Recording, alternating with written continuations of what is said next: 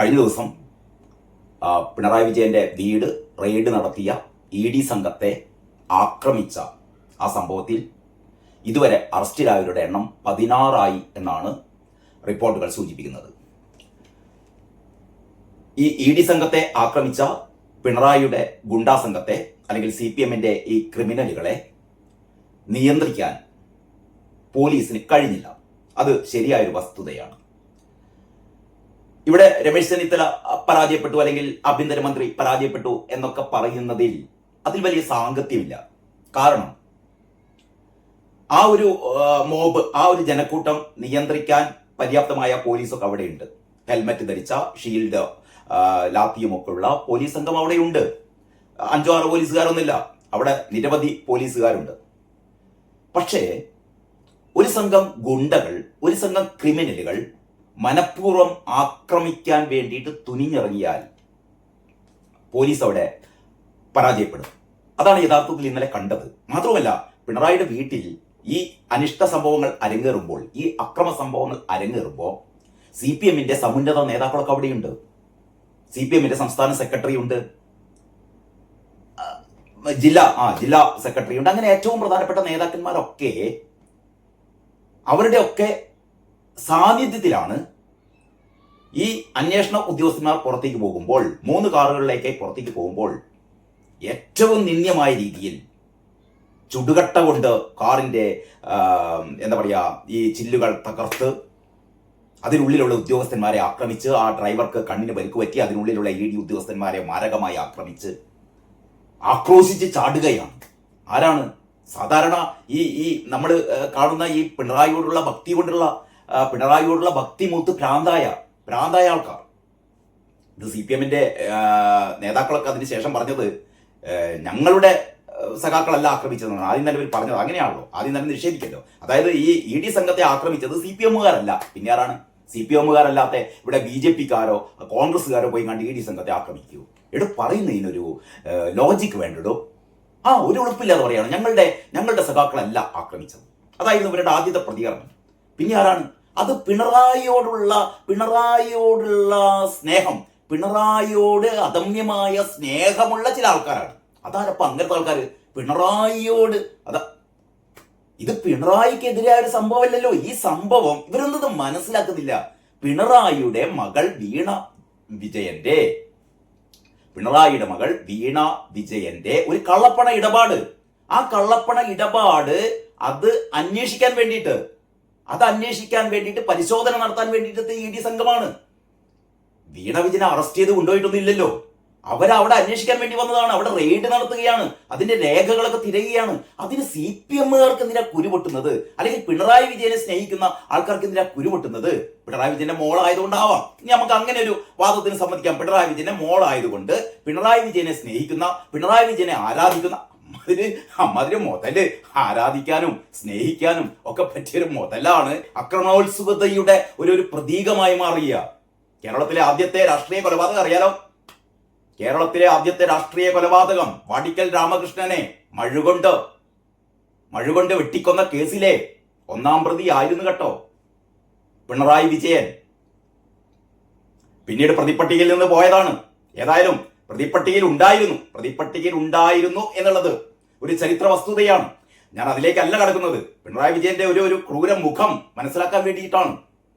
TP ചന്ദ്രശേഖരനെ കൊന്നതും, TP ചന്ദ്രശേഖരനെ മാരകമായി 51 വെട്ടുവെട്ടി കൊന്നിട്ട് പോലും അയാൾ കുലംകുത്തിയാണ് എന്ന് പറഞ്ഞ രീതിയിലുള്ള മനുഷ്യത്വ വിരുദ്ധതയൊക്കെ നമ്മൾ കണ്ടതാണ് കേട്ടോ.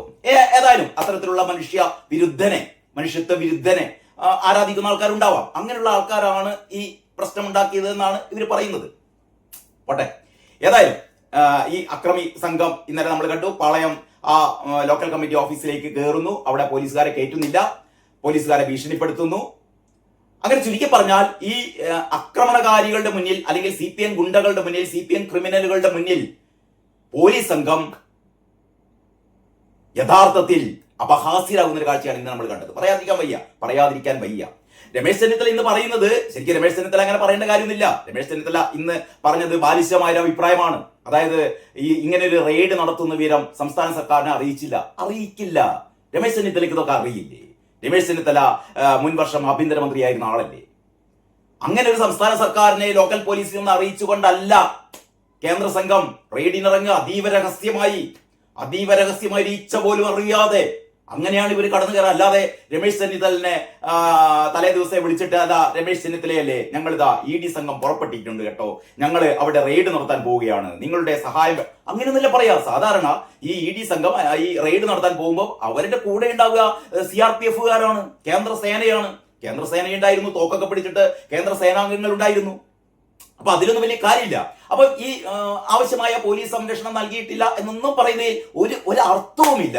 കാരണം CPM ഗുണ്ടകൾ മനഃപൂർവ്വം, ഇവർക്ക് ആവശ്യം എന്താണെന്നറിയോ? ഇതാകെ യഥാർത്ഥത്തിൽ എന്റെ ഒരു അഭിപ്രായം, പോലീസുകാര് ആ ഒരു നിലപാട് സ്വീകരിച്ചത് അപഹാസ്യമാണെങ്കിലും അത് ഈ സർക്കാരിനെ സംബന്ധിച്ചിടത്തോളം ഒരു രക്ഷയായി എന്ന് തന്നെയാണ് ഞാൻ കരുതുന്നത് കേട്ടോ. അതല്ല, CPM-കാരുടെ ശ്രമം എന്തായിരുന്നു അറിയോ? അവിടെ ഒരു ലാത്തി ചാർജ് നടത്തണം, അവിടെ വെടിവെപ്പ് ഉണ്ടാവണം, അവിടെ ഒരു 4-5 ആൾക്കാർ മരിച്ചു വീഴണം, രക്തസാക്ഷികൾ ഉണ്ടാവണം, എന്നിട്ട് ഈ VD സതീശൻ സർക്കാരിനെ അട്ടിമറിക്കാൻ വേണ്ടി ശ്രമിക്കണം. ഇതാണ് ഇവരുടെ മനസ്സ്. ഇത് നമ്മൾ കഴിഞ്ഞ SFI സമരത്ത് കണ്ടതാണ്. കുട്ടികളെ ഇറക്കി വിടുകയാണ്, എന്നിട്ട് റഹീം പറയാണ് ഇരിക്കി പോകരുത്. എപ്പോ പോലീസ് ഇവരെ പിരിച്ചുവിടാൻ വേണ്ടിയിട്ട് ഈ ജലപീരങ്കി പ്രയോഗിക്കുമ്പോ, ലാത്തി ചാർജ് നടത്തുമ്പോ നേതാവ് പറയാണ് നിങ്ങൾ അനങ്ങരുത്, അവിടെ തന്നെ ഇരിക്കണം, നിങ്ങൾ ലാത്തിയടി നിങ്ങൾ കൊള്ളണം. എന്തിനു വേണ്ടിയിട്ട്? ഇവന്റെ കുടിയില മനസ്സ് പറയുന്നത് ഇതിൽ ആരെങ്കിലും ഒരാൾ ചാകട്ടെ, ഇതിൽ ആരെങ്കിലും ഒരാള് പോലീസിന്റെ മർദ്ദനമേറ്റ് മരിക്കട്ടെ എന്നാ അവർക്ക് എന്തൊരു ഹാപ്പി ആയിരിക്കും അറിയോ? രക്തസാക്ഷി, പിന്നെ അതിന്റെ ബഹളമായിരിക്കില്ലേ ഈ രക്തസാക്ഷി. ഇതാണ് CPM-ന്റെ അതിക്രൂരമായ ഇവരുടെ മനുഷ്യത്വ വിരുദ്ധമായ മുഖമാണത്. അപ്പൊ ഞാൻ പറഞ്ഞുകൊണ്ട് വരുന്നത്, ഏറ്റവും അവസാനം ഇവിടെ സംഭവിച്ചത് 16 ആൾക്കാർ ഇപ്പൊ പിടിയിലായി എന്നാണ് ഏറ്റവും പുതിയ റിപ്പോർട്ട്. അപ്പം രമേശ് ചെന്നിത്തല തന്റെ പോലീസിന് നേർക്കുണ്ടായ ഈ ഒരു ആരോപണം ഉണ്ടല്ലോ, പോലീസ് നിഷ്ക്രിയമായി, ഗവർണർ റിപ്പോർട്ട് തേടി, കേന്ദ്രം റിപ്പോർട്ട് തേടി, ആ അവസരത്തിൽ വളരെ കൃത്യമായി എത്രയും വേഗം കൂടുതൽ പേരെ അറസ്റ്റ് ചെയ്യാനുള്ള നീക്കം കേരള പോലീസിന്റെ ഭാഗത്തു നിന്ന് ഉണ്ടായിട്ടുണ്ട്. അത് വളരെ ശ്ലാഘനീയമാണ്. VD സതീശൻ എത്തിച്ചേർന്നിട്ടുണ്ട്. ഇപ്പം പറയുന്നു VD സതീശൻ ഒന്നും മിണ്ടുന്നില്ല. VD സതീശൻ എന്തിനാണോ മിണ്ടുന്നത്? VD സതീശൻ എന്തിനപ്പം മിണ്ടേണ്ട കാര്യം? ഇത് കരിമണൽ കർത്തായും വീണയും തമ്മിലുള്ള ഒരു ഇടപാടാണ്. അതിൽ VD സതീശൻ എന്തിനാ അതിൽ കമന്റ് ചെയ്യേണ്ട കാര്യം? ഇന്നിപ്പം നടന്നുകൊണ്ടിരിക്കുന്ന ചർച്ചയിൽ സ്മൃതി പരുത്തിക്കാടൊക്കെ ചോദിക്കുന്നുണ്ട്, ഈ രാജു P അബ്രാമനോട് ചോദിക്കുന്നുണ്ട്, രാജു P നായരോട് ചോദിക്കുന്നുണ്ട്, നിങ്ങളുടെ മുഖ്യമന്ത്രി മിണ്ടുന്നില്ലല്ലോ, മിണ്ടേണ്ടതല്ലേ രാഷ്ട്രീയമായ? എന്തിന് രാഷ്ട്രീയ പ്രതികരണം നടത്തണമെന്ന്? ED വരും, ചോദ്യം ചെയ്യും, ED പോകും. ഇത് വേറെ ഇവരുണ്ടാക്കി കൊടുക്കുന്നത്. ഞാൻ തൊട്ടുമുമ്പ് കൈരളി ചാനൽ കണ്ടു. കൈരളി ചാനലിൽ ഒരു പാവം പെൺകുട്ടി ഇരുന്ന് കണ്ട് ഇങ്ങനെ പറയുകയാണ്. എന്താ പറയുന്നത് പറഞ്ഞാല്, ആ ആങ്കർ പറയുന്നത് ഇത് VD സതീശനും നരേന്ദ്രമോദിയും ED-യും തമ്മിലുള്ള ഗൂഢാലോചനയാണ്. ഇതൊക്കെ ബാലിശമാണ്. ഈ കൈരളി TV നടത്തുന്ന ആൾക്കാര് ഈ മാതിരി കുട്ടികളുടെ ഒക്കെ പറഞ്ഞു കൊടുക്കണം. അതിന്റെ കാലൊക്കെ കഴിഞ്ഞൂന്ന്. നിങ്ങളുടെ ബോധ നിലവാരമല്ല ഇവിടെ ജനങ്ങൾക്കുള്ളത്. ജനങ്ങൾക്ക് കാര്യങ്ങൾക്ക് അറിയാം. അതായത് VD സതീശൻ മോദിയുമായി സംസാരിക്കുന്നു. ഇന്നലെ മെനയാന്ന് മോദിയും VD സതീശനും സംസാരിക്കുന്നു. അപ്പൊ VD സതീശൻ മോദിയോട് പറഞ്ഞിട്ട് മോദി അപ്പം തന്നെ ഈ ED-നെ ഇങ്ങോട്ട് പറഞ്ഞയച്ചതാണോ? കാര്യങ്ങൾ മനസ്സിലാക്കണ്ടേ? അതായത് CMRL ഹൈക്കോടതിയിൽ നൽകിയ ഒരു അവരുടെ ഒരു ഹർജിയെ തുടർന്ന് ഹൈക്കോടതി ഈ ED-യുടെ ഈ അന്വേഷണം സ്റ്റേ ചെയ്തിരിക്കുകയായിരുന്നു. അതായത് ED-യുടെ തുടരന്വേഷണം സ്റ്റേ ചെയ്തത് ഹൈക്കോടതി കഴിഞ്ഞ ദിവസം സ്റ്റേ നീക്കി. ഹൈക്കോടതി സ്റ്റേ നീക്കി എന്ന് പറഞ്ഞാൽ പിന്നെ ED-ക്ക് അന്വേഷിക്കാം. ED ആ നിമിഷം തന്നെ ED അന്വേഷിക്കാൻ ഇറങ്ങില്ലേ? കാരണം ഒരു ദിവസം വൈകിയാൽ എന്താ സംഭവിക്കുക? ഈ സ്റ്റേ നീക്കം ചെയ്യാൻ, ഈ സ്റ്റേ കൊടുത്തത് നീക്കം ചെയ്യാൻ കരിമണൽ കർത്തായും സംഘം ഇറങ്ങില്ലേ? കാരണം ഈ കരിമണൽ കർത്തായും സംഘവും അത്ര ചില്ലറക്കാരല്ല. നിങ്ങൾ ആലോചിക്കണം, ഈ ഒരു കേസ് വന്നതിന് ശേഷം കേരള ഹൈക്കോടതിയിൽ മാത്രമല്ല, ഡൽഹി ഹൈക്കോടതിയിൽ, കർണാടക, ചെന്നൈ, ഇത്തരം കോടതികളിലൊക്കെ ഈ അന്വേഷണത്തെ തടസ്സപ്പെടുത്താൻ വേണ്ടിയിട്ട്, ഈ അന്വേഷണം റദ്ദ് ചെയ്യാൻ വേണ്ടിയിട്ട് എത്ര നിയമവ്യവഹാരങ്ങളാണ് കരിമണൽ കർത്തായയുടെ കമ്പനി നടത്തിയെന്നറിയോ? അതിന്റെ കൂടെ വീണയുണ്ട്. KSIDC എന്ന് പറയുന്ന ഈ കരിമണൽ കർത്തായയുടെ കമ്പനിക്ക് 13.4% ഷെയർ ഉള്ള നമ്മുടെയൊക്കെ എന്ന് പറഞ്ഞാൽ പൊതുമേഖലാ സ്ഥാപനമായ KSIDC ഉണ്ട്. അങ്ങനെ ഇവരൊക്കെ ഇവരിപ്പോ പറയുന്നത്, സഖാക്കൾ പറയുന്നത് കെട്ടിച്ചമച്ച കേസാണ്. ഇതിൽ ഒരു കാര്യമില്ല. ഈ കാര്യമില്ലെങ്കിൽ, ഞങ്ങൾ അങ്ങനെയൊന്നും ചെയ്തില്ലെങ്കിൽ ഇവർക്ക് വെറുതെ ഇരുന്നാ പോരെ? അതിന് പകരം വീണ വിജയനും ഈ പറയുന്ന KSIDC-യും കരിമണൽ കർത്തായും ഒക്കെ ചെയ്യുന്നത് എന്താണ്?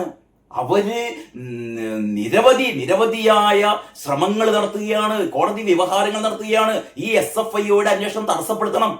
SFIയുടെ അന്വേഷണം തടസ്സപ്പെടുത്താൻ വേണ്ടിയിട്ട് ഇവർ നടത്തിക്കൊണ്ടിരിക്കുന്ന ശ്രമങ്ങള് ഏറ്റവും അവസാനമാണ് കേരള ഹൈക്കോടതിയിലുള്ള ഈ ED അന്വേഷണം നടത്തരുത്, ED പരിശോധന നടത്തരുത് എന്ന അവരുടെ ആവശ്യം കോടതി തള്ളിക്കളഞ്ഞു. അതിന്റെ തുടർന്നാണ് കോടതി, അല്ലാതെ വി ഡി സതീശൻ പോയി മോദിയുമായി ചർച്ച ചെയ്തിട്ടാണ് ഇപ്പോഴും നാണമില്ലാതെ കൈരളി TV പറഞ്ഞുകൊണ്ടിരിക്കുകയാണ്, ദേശാഭിമാനി പത്രം പറഞ്ഞുകൊണ്ടിരിക്കുകയാണ്, ഈ മോദി സതീശൻ കൂട്ടുകെട്ട്, മോദി സതീശൻ അന്തർധാര. എന്ത് കഷ്ടമാണിത്. ഇത് തലക്ക് വെളിവില്ല ആൾക്കാർക്ക് അറിയില്ലേ? തലേ ദിവസം മോദിയും സതീശനും ചർച്ച നടത്തിയാൽ അപ്പം തന്നെ മോദി വിളിച്ചു പറയാണ് ഇടിക്കാരെ പോയിക്കോളി, പിണറായി വിജയന്റെ വീട്ടിൽ കയറിക്കോളി എന്ന് പറയാ. ഇതെന്താ ഒരു നിയമ സംവിധാനം ഇല്ലാത്ത നാടാണോ ഇത്? മാത്രമല്ല ഹൈക്കോടതി വളരെ കൃത്യമായി കാര്യം പറഞ്ഞത് എല്ലാ പത്രങ്ങളിലുണ്ട്. എനിക്കൊന്ന് ദേശാഭിമാനിയിൽ പോലും ഉണ്ട്. ഈ ഹൈക്കോടതിയുടെ ഈ വിധി, അതായത് EDക്ക് അന്വേഷണം നടത്താം. EDക്ക് അന്വേഷണം നടത്താന്ന് പറഞ്ഞാൽ ED അന്വേഷിച്ചു, അതന്നെ ED അന്വേഷിച്ചു എന്ന് പറഞ്ഞാൽ ED പരിശോധനയ്ക്ക് എത്തി. അതിനിപ്പോ രമേശ് ചെന്നിത്തലയോട് ചോദിക്കേണ്ട കാര്യമില്ല, കേരള പോലീസിനോട് അന്വേഷിക്കേണ്ട കാര്യമൊന്നുമില്ല. പക്ഷേ ഇങ്ങനെ ഒരു ക്രമസമാധാന പ്രശ്നം വരുമ്പോൾ അതെന്തായാലും അതിന്റെ ആരോപണം വരുന്നത് രമേശ് ചെന്നിത്തലയുടെ നേർക്കായിരിക്കും. രമേശ് ചെന്നിത്തലയുടെ പോലീസ് എന്താ പറയാ, ആ രീതിയിലുള്ള ഒരു ഈ അക്രമി സംഘത്തെ തടയാൻ വേണ്ടി ശ്രമിച്ചില്ല എന്നുള്ളത്. കാരണം ഞാൻ വീണ്ടും പറയുന്നു, എന്റെ അഭിപ്രായം രമേശ് ചെന്നിത്തലയുടെ പോലീസ് ആ രീതിയിൽ നിയന്ത്രണം പാലിച്ചത്, സംയമനം പാലിച്ചത് നന്നായി എന്ന് ഞാൻ പറയുന്നുള്ളൂ. അതല്ലെങ്കിൽ ഇവര് ചാകാൻ ഇറങ്ങി പുറപ്പെട്ടതാണ്, ചാവേറുകളാണ് എന്ന് പറഞ്ഞാൽ മുന്തിത്തള്ളി ഇടുകയാണ് ഈ എന്താ പറയാ വാഴ്ത്തുപാട്ട് സംഘത്തെ എങ്ങനെങ്കിലും 2-3 എണ്ണത്തിനെ കൊലക്ക് കൊടുക്കാൻ വേണ്ടിയിട്ട്. മറ്റൊന്ന് ഏറ്റവും അവസാനം ഇപ്പം ബിനു എന്ന് പറയുന്ന ബിനു ആരാണെന്നറിയോ? ബിനു മുൻ കൗൺസിലറായിരുന്നു. തിരുവനന്തപുരത്തെ മുൻ കൗൺസിലറായ IP ബിനു പ്രാവശ്യം തോറ്റുപോയി. ഈ IP ബിനുവിനെയാണ് ഇപ്പൊ അറസ്റ്റ് ചെയ്തത്. ഈ IP ബിനു ലോക്കൽ കമ്മിറ്റി സെക്രട്ടറിയാണ്. പാളയം, ശ്രദ്ധിക്കണേ, അതായത് CPMന്റെ തിരുവനന്തപുരം പാളയം ലോക്കൽ കമ്മിറ്റി സെക്രട്ടറിയായ IP ബിനു, മുൻ കൗൺസിലർ കൂടിയായ IP ബിനു, തിരുവനന്തപുരത്ത് അറിയപ്പെടുന്ന CPMന്റെ നേതാവാണ് IP ബിനു. ഈ IP ബിനുവിനെ ഇപ്പൊ അറസ്റ്റ് ചെയ്യുന്നത് എന്തിനാ അറിയോ? ചീമുട്ട് എറിഞ്ഞ് നിങ്ങൾ ആലോചിച്ച് നോക്കണം. അതായത് ഈ ED സംഘത്തെ ചീമുട്ടെറിയപ്പം വീട്ടിൽ നിന്ന് വരുമ്പോ ചീമുട്ടിയും കൊണ്ടിട്ട് ഒരു തുക്കട ഒരു പിണറായി വിജയനോടും വീണയോടും ഒക്കെ ആരാധന മൂത്ത ഒരു അന്തംഗമ്മിയാണെങ്കിലും ഒക്കെ നമുക്ക് മനസ്സിലാക്കാം. ഇത് CPMന്റെ അറിയപ്പെടുന്ന നേതാവായ IP ബിനു വീട്ടിൽ നിന്ന് ഇറങ്ങുമ്പോ ചീമുട്ടിയായിട്ട് മൂപ്പർ ഇറങ്ങുകയാണ്. എന്നിട്ട് ഈ ED സംഘത്തിന് നേരെ എറിയുക. ഇതിന്റെ പേരിലാണ് ഇവൻ അറസ്റ്റിലായത്. ഇതിന്റെ വാർത്ത കേട്ടോ. EP ബിനു എന്നിട്ട് പറയുന്ന ഞാൻ കീഴടങ്ങിയതാണ് എന്നൊക്കെ പറയേണ്ട ഒരു ഫേസ്ബുക്ക് പോസ്റ്റ് ഒക്കെ ഉണ്ട് കേട്ടോ. അതെങ്ങനെയാണെന്ന് അറിയോ? ഏഷ്യാനെറ്റിന്റെ വന്നതാണ്. ED ഉദ്യോഗസ്ഥരെ ആക്രമിച്ച കേസിൽ ഒളിവിലായിരുന്ന CPM നേതാവ് IP ബിനു പോലീസിന് മുന്നിൽ കീഴടങ്ങി. പിടിച്ചതല്ല, പിടികൊടുത്തതാണ് എന്ന് ഫേസ്ബുക്കിൽ കുറിച്ച ബിനു പിണറായി വിജയന്റെ വീട്ടിലെ റെയ്ഡ് നാടകമാണെന്ന് വിമർശിച്ചു. പറയാണ്, നിങ്ങൾ പിടിച്ചതൊന്നല്ല, ഞാൻ പിടി തന്നതാണ്, പിടിച്ചതല്ല പിടി കൊടുക്കുന്നതാണ് ബിനു ഫേസ്ബുക്കിൽ കുറിച്ചു. പാർട്ടി ഏൽപ്പിച്ച ഉത്തരവാദിത്തങ്ങൾ 100% ആത്മാർത്ഥതയോടുകൂടി ചെയ്യുക എന്നതാണ് എന്റെ നിലപാടും ശരിയും. പാർട്ടി ഏൽപ്പിച്ചതാണത്രേ. ഇമാതിരി ഉളുപ്പില്ലാത്ത ടീമുണ്ടല്ലോ, ചീമുട്ട് എറിഞ്ഞിട്ട് പറയാണ് ഇത് പാർട്ടി ഏൽപ്പിച്ചതൊക്കെ ഞാൻ വളരെ ഭംഗിയായിട്ട് ചെയ്യുന്നു. ഈ CPM എന്ന് പറയുന്ന പാർട്ടി ഉപ്പ് വെച്ച കലം പോലെ ആയത് കാലം മാറുകയാണ്. നിങ്ങളിപ്പോഴും ഈ 10-60-100 കൊല്ലം മുമ്പുള്ള ചീമുട്ടയും കൊണ്ടിട്ട് ചീമുട്ട എറിയ ആരുടെ നേർക്ക്, EDയുടെ നേർക്ക്, കേന്ദ്ര അന്വേഷണ സംഘം അന്വേഷിക്കാനെത്തി ഇപ്പൊ ഓരോ നേർക്ക് ചീമുട്ട എറിയ. ഇതിന്റെ കാലം കഴിഞ്ഞു മക്കളെ.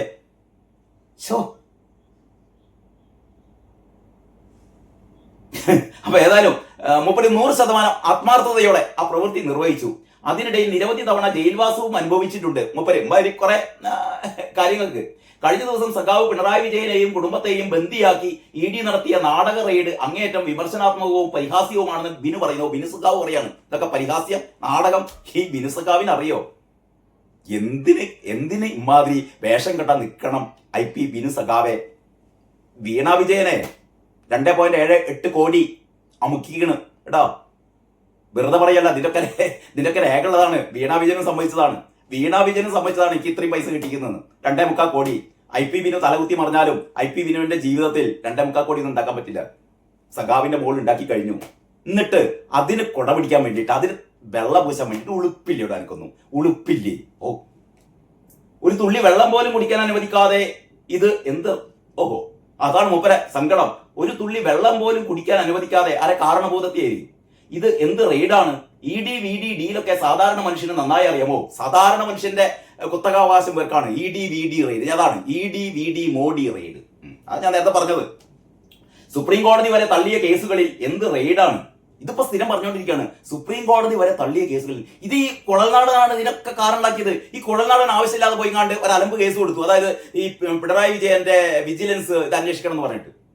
അതാണ് സുപ്രീം കോടതി തള്ളിയത്. അതല്ലാതെ ഇതിന്റെ കോർ ഇഷ്യൂ SFIO അന്വേഷണം, SFIO കുറ്റപത്രം സമർപ്പിച്ചെന്ന് എന്നിട്ട് പിന്നെ ഉൾപ്പിക്കാതെ പറയാണ് സുപ്രീം കോടതി തള്ളി. എടോ സഖാക്കളെ, ഇനിയും ഈ മാതിരി വിഡ്ഢിത്തം പറയല്ല. സുപ്രീം കോടതി തള്ളിയത് വീണ വിജയന്റെ പേരിലുള്ള കേസല്ല. വീണ വിജയനും CMRലും തമ്മിലുള്ള കേസല്ല സുപ്രീം കോടതി തള്ളിയത്. സുപ്രീം കോടതി തള്ളിയത് കുഴൽനാടൻ കൊടുത്ത ഈ എന്താ പറയാ പിണറായി വിജയൻ ഈ സ്വന്തം സ്ഥാനം ഉപയോഗിച്ചിട്ട് അഴിമതി നടത്തി തുടങ്ങിയ കാര്യങ്ങളൊക്കെയാണ്. ഇതിന് ആവശ്യമായ രേഖകളൊന്നും കൊടുത്തില്ല, അതുകൊണ്ടൊക്കെയാണ് തള്ളിയത്. അല്ലാതെ ഇതിൽ ഈ മെറിറ്റ് ഇല്ലാത്തതുകൊണ്ടൊന്നുമല്ല. ആവശ്യമായ രേഖകളോ ആവശ്യമായ തെളിവുകളോ നൽകിയില്ല എന്നൊക്കെ പറഞ്ഞിട്ടാണ് ഹൈക്കോടതിയും സുപ്രീം കോടതിയൊക്കെ തള്ളിയത്. ഇതിങ്ങനെ ഈ ചർച്ചയ്ക്ക് വരുമ്പോ പറയും സുപ്രീം കോടതി തള്ളി. ഇതാണ് ഞാൻ പറയുന്നത്. നിങ്ങളുമായി പൊട്ടന്മാരല്ല ആൾക്കാര്. ഇപ്പൊ ബിനു പറയാനുള്ളൂ സുപ്രീം കോടതി വരെ തള്ളിയ കേസിൽ ED അന്വേഷണത്തിന് വരികയാണല്ലോ. സുപ്രീം കോടതി വരെ തള്ളിയ കേസുകളിൽ എന്ത് റെയ്ഡാണെന്നാണ് ഉപയോഗിക്കുന്നത്? ഇമാതിരിയുള്ള പ്രഹസന പരമ്പര സർക്കാർ ഏജൻസികൾ തുടർന്നാൽ ആഹ്വാനം ഇല്ലാതെ തന്നെ കേരളം തെരുവിലിറങ്ങും അത്രേ. ഇപ്പൊ മനസ്സിലായില്ലേ? 300 ആൾക്കാർക്കെതിരെ കേസാണ്, ചില്ലറ കേസല്ല. കേന്ദ്ര അന്വേഷണ സംഘത്തെ ആക്രമിച്ച കേസാണ്. ജീവിതകാലം മുഴുവൻ ഇവരുടെ ജീവിതം കോഞ്ഞാട്ടയായി. അതന്നെ എന്തിനു വേണ്ടിയിട്ട്? വീണയെ രക്ഷിക്കാൻ.